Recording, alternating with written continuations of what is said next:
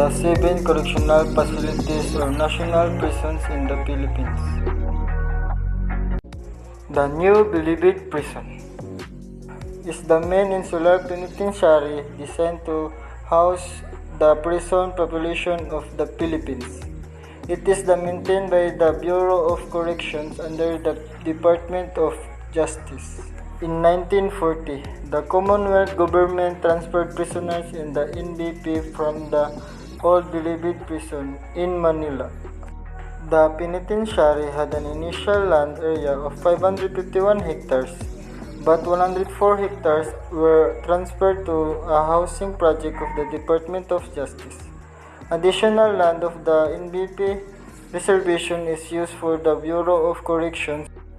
Due to increasing crime, the Commonwealth government enacted Commonwealth Article No. 67, and a new prison was built in Muntinlupa on 254.73 hectares of the land in an area considered at the time to be remote.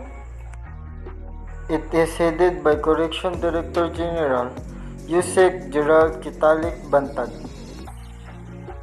During Japanese occupation of the Philippines during World War II, Bilibid was a prisoner of war and civilian internee camp where American soldiers and civilians were held by the Japanese.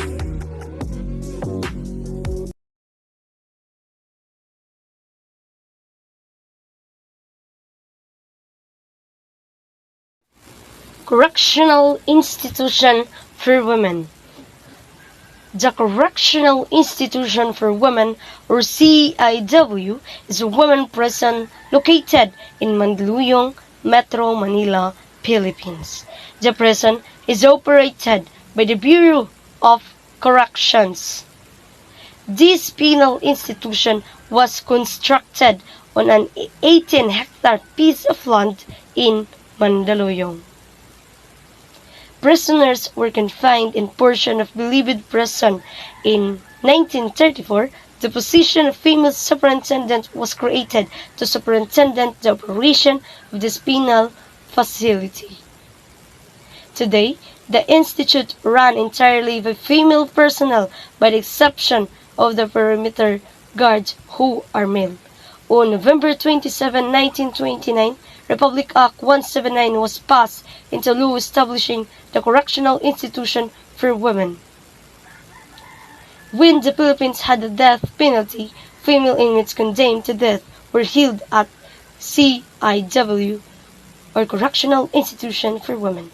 Ron Blackman of Asian Week described the women's death row as appearing like a secondary school.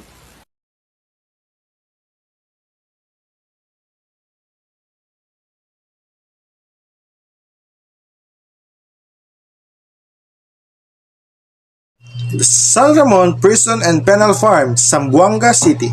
The penal farm of San Ramon Prison is situated in the province of Zamboanga on the southern tip of the large island of Mindanao.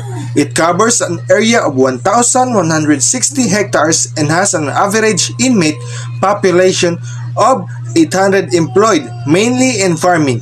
It was established on August 21, 1870 through a royal decree promulgated in 1869 during the tenure of Governor General Ramon Blanco. Governor General Ramon Blanco, whose patron saint the prison was named after. It is also the oldest penal colony in the country today. During Spanish-American in 1898, the prisoner in San Ramon was hastily released and the builders destroyed. In 1907, the American administration re-established the prison farm. In 1912, General John Pershing, Chief Executive or the Department of Mindanao and Sulu, classified the institution as a prison and penal colony and therein confined people sentenced by the court under its jurisdiction. Under Pershing's supervision, several buildings with a capacity for 600 prisoners were constructed. After several years, the colony became practically self-supporting with 75,000 coconut trees which were planted at the beginning of Pershing administration, contributing to the colony's self-sufficiency. Aside from coconut, rice, corn, papaya, and other were also cultivated. On November 1, 1905, Reorganized Act No. 1407 was approved, creating the Bureau of Prison under the Department of Commerce and Police. Davao Prison and Penal Farm, Davao del Norte. The Davao Penal Colony is the first penal settlement founded and organized under the Filipino administration. The settlement, which originally had an area of approximately 30,000 hectares in the districts of Panabo and Tagum, Davao del Norte, was formally established on January 21, 1932 by virtue of Act No. 3732. There was no Bureau of Prisons at the time. Areas were merely set aside where convicts were sent to serve their sentence. The Americans studied the archipelago and developed a penal settlement in Palawan, where they formulated a program for offenders. On October 7, 1931, Governor Dwight Davis signed Proclamation 414, which reserved a site for penal colony in Davao Province in Mindanao. January 21, 1932, by virtue Act of No. 3732, the Davao Penal Colony was formally established. During the World War II, it was used by the Philippine-American Armed Forces, where more than 1,000 Japanese were treated in accordance with the orders of American commanding officer. December 20, 1941, the Japanese Imperial Forces attacked the Davao, and the colony was among of the establishments that were taken over by the Imperial Army. On the other hand, November 8, 1942, a representative of the Director of Prisons transferred the colony and its properties to Japanese authorities. The remaining colony employees, their families, and the inmates evacuated to Iwahig, where they organized the Davao Penal Colony at Inagawan Sub-Colony in Palawan. The organization of the colony in exile was authorized by virtue of Memorandum Order No. 60, dated June 28, 1943, and signed by the Director of Prisons. The Pico today is likewise an extraordinary community segregated by farms from nearby municipal areas in a highly predominant Visayan dialect province of Davao del Norte. It is the only enclave where Tagalog is a prevailing tongue. More so, it is also the only penal establishment in the country where there is a camp for male and another camp for female offenders. These are the people who continue to facilitate the Davao Prison and Penal Farm, Davao del Norte, headed by Ricardo Renier G. Cruz III. The Sablayan Prison and Penal Farm, Occidental Mindoro, was created under Proclamation No. 72 in September 26, 1954. During the administration of the late President Ramon Magsaysay, it has a total land area of 16,190 hectares. The opening of the new colony marked a gigantic task, accompanied by complex problems and circumstances and lack of funds. Everything was needed to be gained from scratch. The Iwahig Penal Colony personnel designated as a first contingent of officers and employees. Candido L. Bagawisan, Acting Superintendent. Dr. Severo Imracadjo, Medical Officer. Orencio E. Esperanza, RN, Nurse. Ramon B. Dalugdog, Property Officer. Magno Castillo, Security Officer. Manuel G. Ines, Construction Engineer. And the spot for the new administration building stands now. Dr. Alfredo Imbunye, the then Director of Prisons, triumphantly proclaimed the opening of the new colony, sanctified by a mass offered and said by Monsignor Gregorio L. Espiga, Apostolic Prefect of Palawan, assisted by Fathers Bernardo and Centino.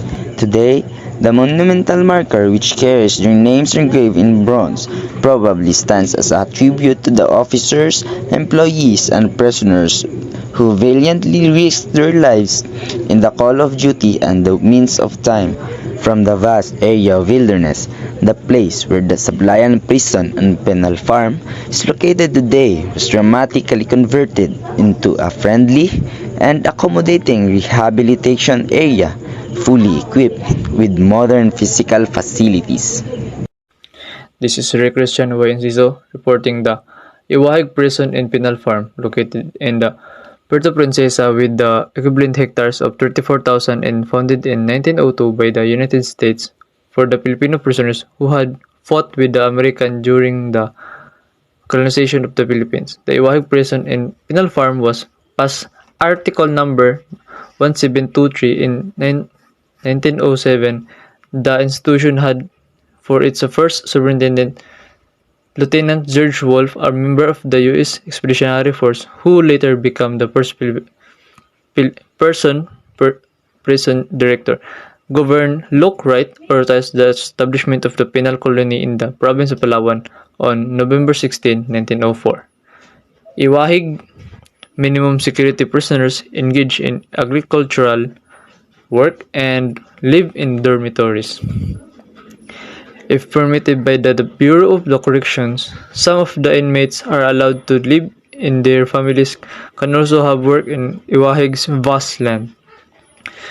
To generate income, some of them even set up shops and sell handicrafts made by the prisoners.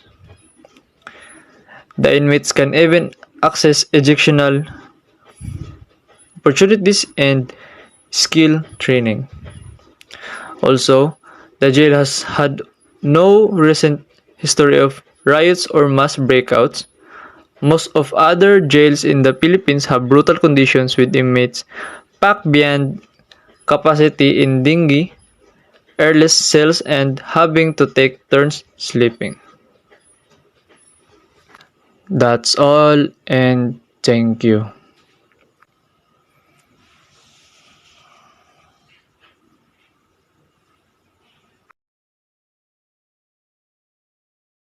Leyte Regional Prison, the youngest among the Bureau of Correction penal colonies.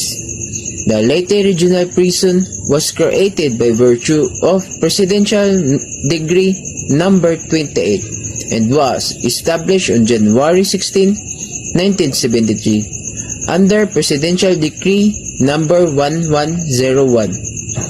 It is located in Barangay Maghana, Aboyog, Leyte, some 66 km from Aboyog town proper.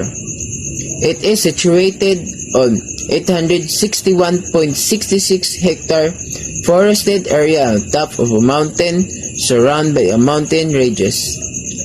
It is also composed of two communities, the enclosed community and the open community. Prisoners who are in the enclosed community are those who are belong to medium and maximum security, while prisoners who are in the open community belong to minimum security. As of March 19, 1997, there are about 980 prisoners housed in this regional prison, with 204 at the maximum security, 550 at the medium security, and 226 at the minimum security prison. The prisoner admit convict offender from Region 6 and from National Penitentiary in Muntinlupa. Geraldo I. Aro, Superintendent, Leyte Regional Prison. That's all. Thank you.